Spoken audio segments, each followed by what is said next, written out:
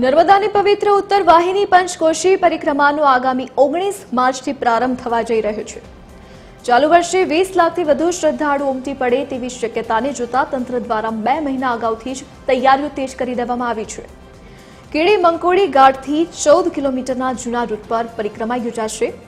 Narmada DDO એ રામપુરા ઘાટની મુલાકાત લઈ સુરક્ષા, પીવાનું પાણી અને આરોગ્ય જેવી સુવિધાઓનું નિરીક્ષણ કર્યું હતું। 17 એપ્રિલ સુધી ચાલનારી આ પરિક્રમામાં ભક્તોની સુવિધા માટે પૂરતો પોલીસ બંદોબસ્ત અને ફાયર બ્રિગેડની વ્યવસ્થા પણ ગોઠવવામાં આવશે।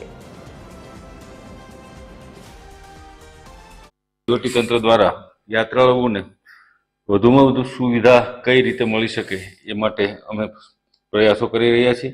ખાસ કરીને યાત્રાળુઓ માટે રહેવા માટે ડોમની વ્યવસ્થા, પ્રસાદની વ્યવસ્થા, મેડિકલ સુવિધાઓ, લાઇટિંગની સુવિધા, કારણ કે યાત્રા છે મોટાભાગે એ રાતના સમયમાં ચાલતી હોય છે અને એમના સમિયાણાઓ વગેરે તમામ બાબતો અને વચ્ચે આવતા ગામો અને તેની ચોખ્ખાઈ, એની સ્વચ્છતા, આ બધી જ બાબતો માટે યાત્રાધામ બોર્ડ અને વહીવટીતંત્ર સતત પ્રયત્ન કરી રહ્યું છે।